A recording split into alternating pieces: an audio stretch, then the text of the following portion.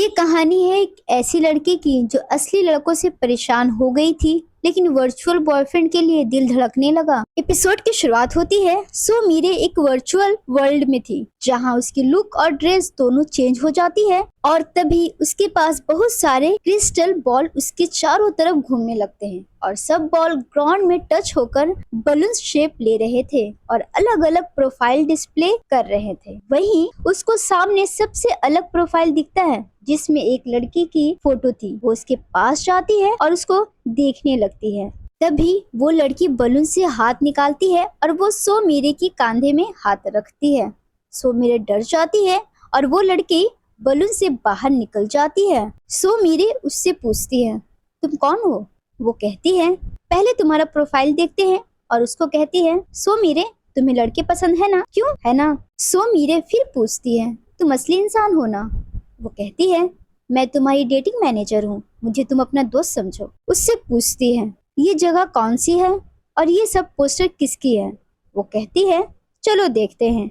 और वो एक बॉक्स निकालती है, उसमें एक रिंग रहता है और वो उसको रिंग देते हुए कहती है, ये रिंग सब यूजर्स को देते हैं, तुम पहन कर रहोगी तो लॉग इन और निकाल दिया तो लगाओ। फिर वो कहती है, ये असली दुनिया नहीं है ना और मेरी असली बॉडी ठीक है ना? वो कहती है, हाँ। उसकी असली बॉडी सोफे में सोई हुई थी।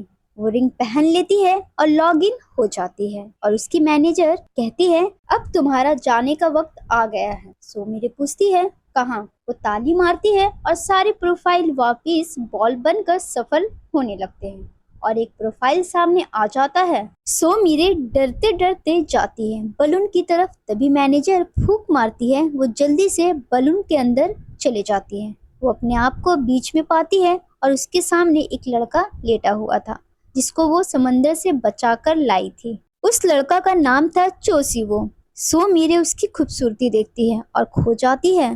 तभी चोसीवो को होश आ जाता है और उठते ही वो उसका हाथ पकड़ लेता है। सो मेरे डर से अपना फिंगर से रिंग निकाल देती है और वो रियल वर्ल्ड में वापस आ जाती है।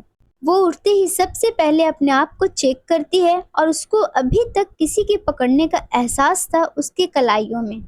वो झट से लैपटॉप खोलती है और बॉयफ्रेंड ऑन डिमांड की रिव्यू पढ़ने लगती है जहां सब उसकी तारीफ ही कर रहे हैं। और एक ऐड दिखता है जिसमें ये बताया जाता है, आप 900 अलग अलग लड़कों से डेटिंग कर सकते हो।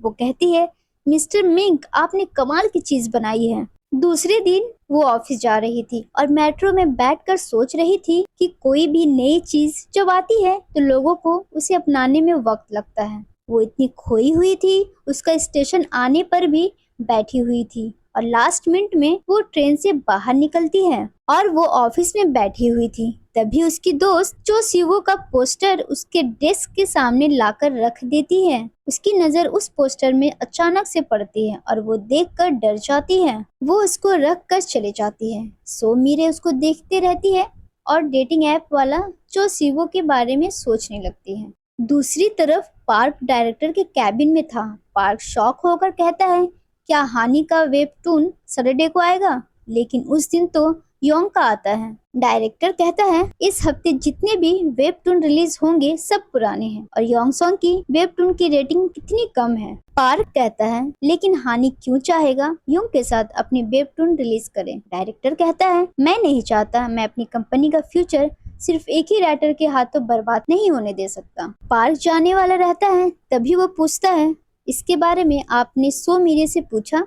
डायरेक्टर कहता है, पागल हो, उसे पता चला तो ऑफिस सर में उठा लेगी और चुप रहने का इशारा करता है। पार्क वहां से चला जाता है। दूसरी तरफ सो मीरे अपने डेस्क में बैठी रहती है पर वो डिस्टर्ब हो रही थी चोसीवो की पोस्टर से और कहती है, ऐसा लग रहा है मुझे ही देख रहा है। उसके बाद वो उसकी तरफ देखती है और कहती है, तुम सिर्फ कटआउट हो और कुछ नहीं। उसकी हरकत पार्क देख रहा था बैठकर। सो मीरे जब घर वापस जा रही थी और रास्ते में उसके हर जगह चोसीवो की पोस्टर दिख रही थी क्योंकि वो बहुत फेमस था। ट्रेन में देखती है एक लड़की वेबटून पढ़ रही थी। सो मीरे भी उसकी फोन में देखने लगी थी। वो लड़की झट से हटा देती है। उसके बाद उसको हर जगह चोसीवो ही दिखता है, बैग के प्रिंट में, बुक में, बोतल के कवर में, मेट्रो के पोस्टर में, हर जगह चोसीवो ही था। वो घर आती है और सीधे डेटिंग डिवाइस उठाती है और सर में पहनकर लेट जाती है और वो सीधे वर्चुअल वर्ल्ड में चली जाती है। वो एक होटल में खड़ी थी और अपने आप को मिरर में देखती है। उसकी स्टाइल और कपड़े चेंज थे। तभी उसको याद आता है कॉमिक में चो सिवो की जीएफ एक होटल में काम करती है, तो यहाँ मुझे चो सिवो की जीएफ बनाकर भेजा है। उसके हाथ में फाइल था जिसमें जनरल मैनेजर से अप्रूव लेना था। वो फाइल लेकर चो सिवो की कैबिन में चली जाती है और उसके डेस्क के पास खड़ी हो जाती है। तभी चो सिवो वहाँ आ जाता है और उसके पास खड़ा हो जाता है। वो मुड़ती है और उसको देखकर डर जाती है। वो उससे कहता है, मेरे ऑफिस में काम करने वाली मामूली लड़की मेरे डेस्क के ऊपर बैठी है, तुम्हारी इतनी जरूरत। वो कुछ कहने जाती है, उससे पहले वो दफा हो जाओ कह देता है। वो वहाँ से जाने लगती है और कहती है, खड़ूस कहीं का। चो सिवो कुछ सोचता है और उसको रुकने को कहता है। उसके पास जाता है और बोलता है, हम पहले मिल चुके हैं। सोमीरे को स्टोरी याद आ जाती है बहुत ड्रामेटिक स्टाइल में। उसकी तरफ मुड़ती है। वो उसके और पास आ जाता है उसको गौर से देखने के लिए और उसके सर में बहुत जोर से दर्द होता है। उसके बाद वो कॉमिक की एग्जैक्ट लाइन बोलता है, तुम तो वही हो बीच पर। सोमीरे भी सेम डायलॉग चिपकाती है, हाँ मैं वही हूँ। सोमीरे कहती है, इसे क्या हो गया। वो फिर कहता है, मैं तुम्हें भूल नहीं पाया, एक पल के लिए भी नहीं। फिर वो कहती है, मैं भूल गई थी ये बहुत बड़ा चिपड़ू है। और उसकी रियल बॉडी भी रिएक्ट कर रही थी। फिर सोमीरे उससे कहती है, अगर तुम ऐसी चीप फिल्मी डायलॉग मारोगे। इतने में ही वो उसको चुप करवा देता है और कहता है, तुम्हारी आंखें मुझसे कह रही है। वो पूछती है, क्या। वो कहता है, ये समंदर है। अब उसे बर्दाश्त नहीं हो रहा था और अपनी रिंग निकाल देती है और वो रियल वर्ल्ड में आ जाती है और कहती है, चिपकू कहीं का, इतना गंदा डायलॉग कौन मारता है। दूसरे दिन वो ऑफिस जाती है और चो सिवो के पोस्टर के सामने जाती है। उसको उसके डायलॉग याद आता है। वो उसको घुमा देती है। तभी उसका दोस्त आता है और कहता है, इतना चुभ रहा है क्या। बेचारा चो सिवो, इसको बहुत टफ कंपटीशन से गुजरना पड़ेगा। वो पूछती है, क्या मतलब। वो कहता है, तुमने हानि का इंस्टाग्राम पोस्ट नहीं देखा। वो जवाब में नहीं बोलती है। जब उसको पता चलता है तो वो सीधे डायरेक्टर के ऑफिस में जाती है। वो भी उससे डर कर घूम जाता है। वो कहती है, आप मुझे बिना बताए ऐसा कैसे कर सकते हैं। वो कहता है, अरे बॉस मैं हूँ या तुम हो। वो कहती है, वो एक बहुत ही मशहूर राइटर है, आपको मुझे बताना चाहिए था। डायरेक्टर कहता है, उसको भी झटका लगेगा, वो ढीली पड़ चुकी है। फिर वो पूछती है, ये आइडिया कहीं आपको पार्क ने तो नहीं दी। वो धीरे से कहता है, नहीं। सोमीरे वहाँ से बाहर निकलती है तो देखती है पार्क और राइटर हानि मीटिंग रूम में है। वो रूम के पास जाती है चुपके चुपके और उन लोगों की बातें सुनती है। उसके बाद वो योंग सॉन्ग को फोन लगाती है। वो नहीं उठाती है। योंग सॉन्ग कोरियो के क्लब में रहती है और गाना गा रही होती है। सोमीरे उसको ढूंढते ढूंढते वहाँ चले जाती है और उसको टान कर निकालती है। वो कहती है, तुमको कैसे पता मैं यहाँ हूँ। सोमीरे कहती है, मुझे सब पता है, आप कब और कहाँ रहती हैं। फिर वो कहती है, आपको पता भी है सर ने आपके साथ क्या किया है। वो कहती है, हाँ। इस पर सोमीरे कहती है, उसके बाद भी आप यहाँ गला फाड़ रही हैं। ये जब खिचड़ी पक रही थी तो तुमने रोका। वो कहती है, ये सब इतनी जल्दी हुआ, मुझे पता ही नहीं था। योंग सॉन्ग गुस्से से कहती है, तो बनने दो उसको नंबर 1। सोमीरे कहती है, क्या आप इतनी आसानी से हार मान जाएंगी। वो कहती है, हाँ, वैसे भी तुमको इससे क्या फर्क पड़ेगा। वो कहती है, क्यों नहीं पड़ेगा। अगर मेरे साथ काम करते ही आपकी रेटिंग गिर गई तो वो पार्क। इतना ही बोलकर वो अपनी बात चेंज कर देती है और कहती है, ऑफिस में मेरी क्या इज्जत रहेगी और आप उस चोमू राइटर को ऐसे ही जीतने दे देंगी बिना लड़े। वो उसकी बात मान जाती है और दोनों योंग सॉन्ग के स्टूडियो में बैठकर सोचने लगती है।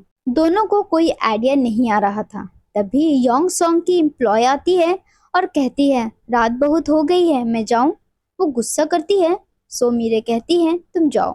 उसके बाद सोमीरे योंग सॉन्ग से कहती है, कुछ दिमाग लगाते हैं, कोई नया कहानी सोचते हैं। वो हाँ करती है पर सोने लगती है। उसको उठाती है और कहती है, क्या कर रही हैं आप। वो फिर कहती है, दिमाग मेरा भी नहीं चल रहा है। योंग सॉन्ग कहती है, देखते रह जाओगे कहानी मेरी, सब कहानियों से ज्यादा क्यों चली। वो कहती है, बहुत घबराते हुए, इसमें आपकी स्टाइल दिखती है। वो पूछती है, और क्या है मेरे स्टाइल में। इसमें वो कहती है, आपने मेल कैरेक्टर को बहुत हैंडसम बनाया है। इस पर योंग सॉन्ग कहती है, यही है सब मुसीबत की जड़, मैंने चोसीवो को हद से ज्यादा हैंडसम बना दिया। इसी की वजह से सब घटिया कहानियां पढ़ते हैं। मैं ये कहानी कंटिन्यू नहीं करना चाहती। इस पर सोमीरे सोचती है, अब पता चला वो काम छोड़कर क्यों गया। योंगसोंग कहती है, मैं ये कहानी और नहीं लिखना चाहती, मुझे बचा लो इससे। उसके बाद सोमीरे रास्ते में जा रही थी। वहाँ दो छोटी बच्ची थी जो आपस में बात कर रही थी, कोई लड़के के बारे में, और एक कहती है, मुझे समझ नहीं आ रहा है वो मुझे पसंद करता भी है या नहीं। दूसरी वाली कहती है, चलो अभी पूछ लेते हैं, और दोनों भागकर चले जाती हैं। ये देखकर सोमीरे को आइडिया आता है और भागकर घर जाती है और बॉयफ्रेंड ऑन डिमांड का बैंड पहन लेती है और वापस वर्चुअल वर्ल्ड में चले जाती है। वो पूछती है, मुझे तुमने यहाँ क्यों बुलाया। वो कहता है, सबके सामने तुमसे बात नहीं करना चाहता। वो कहती है, बाहर तो कोई भी नहीं है। वो कहता है, अभी नहीं है, लेकिन मैं जैसे बाहर जाऊंगा सब आ जाएंगे। ये सुनकर वो बहुत अजब सा मुंह बना लेती है और कहती है, झेल लेती हूँ, काम जो निकालना है। और सोचती है, सच में कितना हैंडसम है। वो कहता है, तुम यहाँ मैनेजर थी, आज मैं तुम्हें तुम्हारे काम से निकालता हूँ, क्योंकि मैं अपने एम्प्लॉय के साथ डेट नहीं करता, इसलिए। वो कहती है, लड़कियां तुम्हारे साथ डेट करने के लिए रेडी रहती होगी, पर मैं वैसी नहीं हूँ।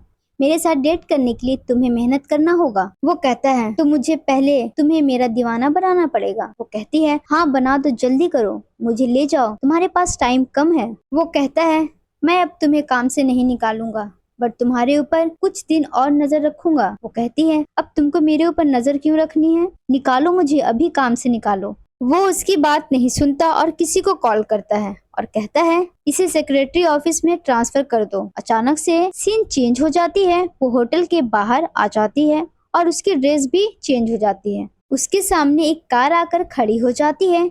वो उसके अंदर जाती है। कार के अंदर चो सिवो की पर्सनल सेक्रेटरी रहती है। वो कहती है, जनरल मैनेजर की वजह से तुम कंपनी में घुस तो गई हो, लेकिन तुमको अपने आप को प्रूव करना होगा और इंटरव्यू तो देना ही होगा। और उससे पर्सनल क्वेश्चन पूछती है। वो कहती है, ये सब तो वो खुद ही पूछ सकता है, इतना ड्रामा क्यों।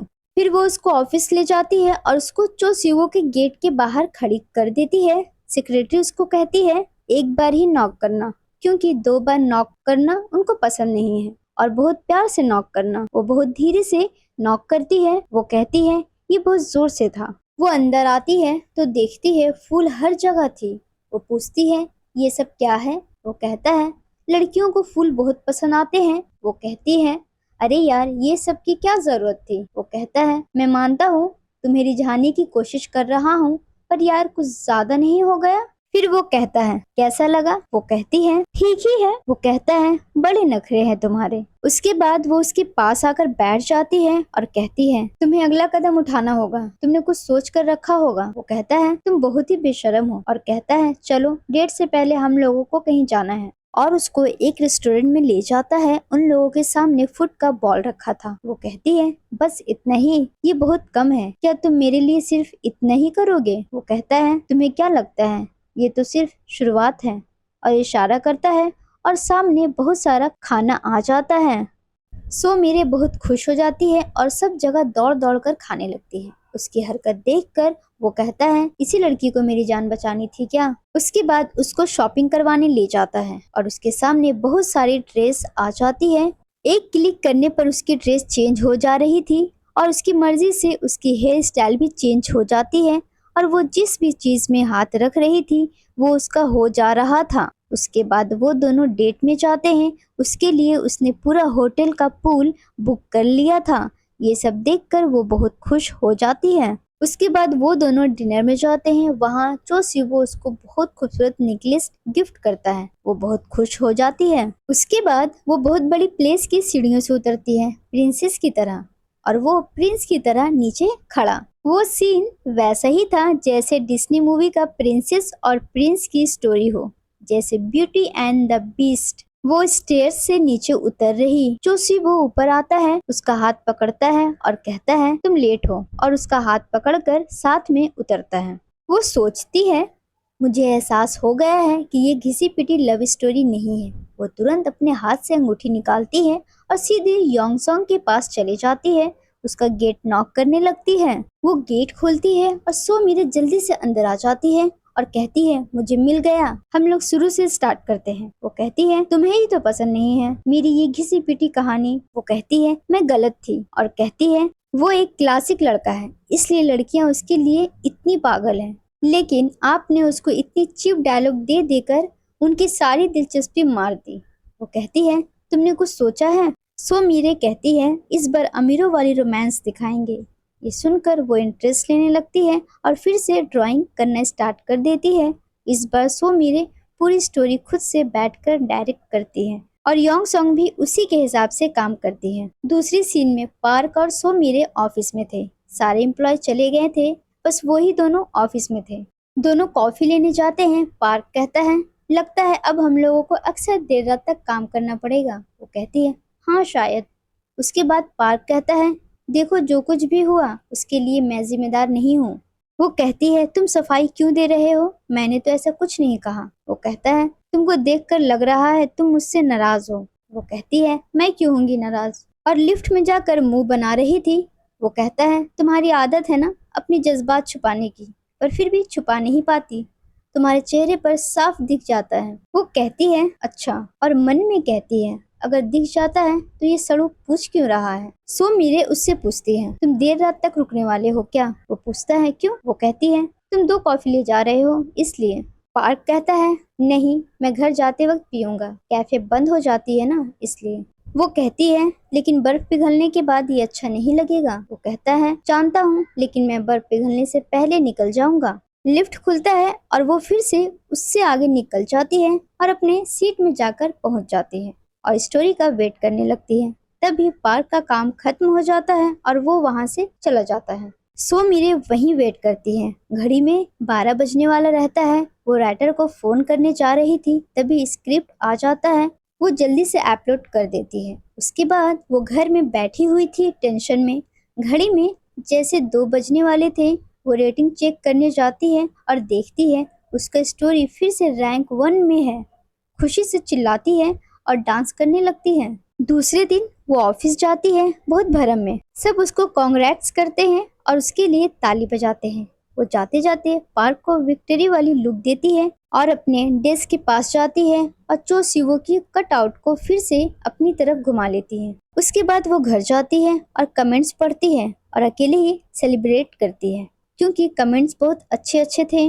वो कहानी पढ़ रही थी और चोसिवो को देखकर उसको बॉयफ्रेंड ऑन डिमांड का याद आ जाता है और फिर से वो वहां चले जाती है जहां चोसिवो उसका वेट कर रहा होता है एयरपोर्ट में अपने प्राइवेट प्लेन के साथ। वो स्पोर्ट कार में आती है।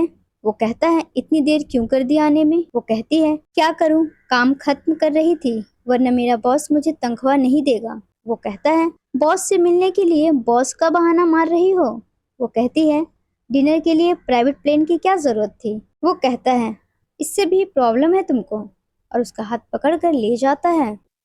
फिर वो दोनों एक यॉट में रहते हैं जो समंदर के बीच में था। वो दोनों डिनर कर रहे थे तभी चोसिवो कहता है चलो हम लोग सगाई कर लेते हैं, मम्मी डैडी को मैं मना लूंगा। ये सुनकर उसके मुंह से शैंपेन निकल जाता है। ये देखकर वो कहता है तुम एक करोड़पति का प्रपोजल ठुकरा रही हो। वो कहती है मैंने कहा था ना ये रिश्ता सिर्फ दोस्ती तक रहेगा, मुझे प्यार मत करना। उसके बाद वो दोनों बीच में रहते हैं, रोमांटिक डिनर करते हैं। जब वो दोनों बीच में बैठे हुए थे चोसिवो उससे कहता है जानता हूँ तुम मेरे साथ शादी नहीं करना चाहती, पर एक डील करते हैं। मैं पहली बार किसी से कुछ मांगने जा रहा हूँ। और उसको कहता है तुम मेरी गर्लफ्रेंड बनोगी। उसके बाद वो उसको किस कर लेता है। सो मीरे रियल में भी हवा में किस करती है और कहती है मेरे अंदर करंट दौड़ रहा है। उसके बाद वो अपने पॉकेट से डायमंड रिंग निकालता है और अपने घुटनों के बल बैठ जाता है और कहता है मैं ये रिंग अपनी गर्लफ्रेंड को दे रहा हूँ, ये सगाई वाली रिंग नहीं है तो मना मत करना। सो मीरे ये देखकर बहुत खुश हो जाती है। वो अपना हाथ देती है उसको रिंग पहनाने के लिए। वो पहले हाथ में किस करता है, उसके बाद उसको पहनाने जाता है। वो खुशी से अपना फेस घुमा लेती है और वेट करती है उसका रिंग पहनाने का, बट उसका वेट बहुत लंबा हो जाता है। मुड़कर देखती है चोसिवो वहीं रुका हुआ है और उसके आसपास के सब चीज रुक गया है। ऊपर नोटिफिकेशन आ जाता है आपके चोसिवो के साथ 50 घंटे पूरे हुए। वो उठती है और बॉयफ्रेंड ऑन डिमांड की बॉक्स निकालती है। उसमें एक कार्ड था जिसमें लिखा था आप किसी भी मेल कैरेक्टर के साथ सिर्फ 50 घंटे ही डेट कर सकते हैं। उसके बाद ऑफिस के मीटिंग में बैठी हुई थी, लेकिन वो अपने ख्यालों में खोई हुई थी। पार्क भी उसको देख रहा था। वो अपने मन में कहती है, मैं चोशिवो को भुला नहीं पा रही हूँ। फिर वो पानी भरने जाती है ख्यालों में और पानी गिरने लगता है। फिर मन में कहती है, चोशिवो ने मेरे दिल को छू लिया। उसके बाद वो रिव्यू लिख रही थी, लेकिन उसका दिमाग में वही चल रहा था और सोच रही थी, वो वेबटून वाला चोशिवो से भी बहुत हैंडसम था। उसने मेरे दिल में गहरा छाप छोड़ दिया है। वो बहुत सेक्सी था और सेक्सी था ही लिखने लगती है। उसके बाद वो मिस्टर मिंग के साथ बैठी हुई थी। वो रिव्यू पढ़ता है और कहता है, जैसे उम्मीद था आपने डिटेल्स में फीडबैक दिया। और पूछता है, आपने वक्त से पहले क्यों अपना रिप्लाई दे दिया। वो कहती है, इस ऐप का रिव्यू के लिए इतना वक्त काफी है। वैसे भी चोशिवो के बाद कौन ही अच्छा लगेगा। वो कहता है, अभी आपके पास 899 लड़के बाकी है, तो आपने कैसे कह दिया कि चोशिवो ही बेस्ट है। और कहता है, अगर आप बाकी लड़कों को आजमाएंगी नहीं तो बाद में अफसोस हो सकता है। वो सोचने लगती है। अगले सीन में वो घर में थी और रोमांटिक मूवी देख रही थी और कहती है, मैं भी चाहती हूँ ये कुछ कुछ वाली फीलिंग। फिर उसको बॉयफ्रेंड ऑन डिमांड वाला डिवाइस दिखता है और कहती है नहीं। फिर उसको मिंग की बात याद आती है। फिर वो कहती है, 1 मंथ मुझे फ्री सब्सक्रिप्शन मिला, ट्राई करने में क्या जाता है। वैसे भी मैं फ्री का माल कब से छोड़ने लगी। उसके बाद वो डिवाइस बहुत प्यार से उठाती है, अपने बेडरूम में ले जाती है और उसको पहनकर सो जाती है। वो फिर से बॉयफ्रेंड ऑन डिमांड की मैनेजर के पास जाती है। वो फिर से चुटकी बजाती है और क्रिस्टल्स फिर से सफल होता है और एक प्रोफाइल सामने आता है। मैनेजर उसके पास आती है और कहती है, ये दूसरा लड़का भी जबरदस्त है। सो मेरे सोचती है, मैं मिन की बात मानकर यहाँ आ गई हूँ, लेकिन मेरा दिल नहीं मान रहा है। मैनेजर पूछती है, क्या हुआ, कोई दिक्कत है। वो कहती है, मुझे समय चाहिए। वो सो मीरे को पकड़ती है और उसको ढकेल देती है और वो प्रोफाइल के अंदर चली जाती है। वो एक बहुत खूबसूरत सी जगह चले जाती है जहाँ बहुत सारे चेरी ब्लॉसम के पेड़ थे। ये देखकर वो बहुत खुश हो जाती है और उसका ड्रेस चेंज हो जाता है, बिल्कुल एक कॉलेज स्टूडेंट की तरह। तभी एक हाथ आता है उसके कंधे की तरफ, एक फूल की पत्ती हटाते हुए। वो पीछे मुड़कर देखती है, एक बहुत हैंडसम लड़का खड़ा है और दोनों एक दूसरे को देखने लगते हैं और मन में कहती है, एक बार फिर बॉयफ्रेंड ऑन डिमांड ने मुझे हैरान कर दिया। अब आगे देखते हैं क्या होता है।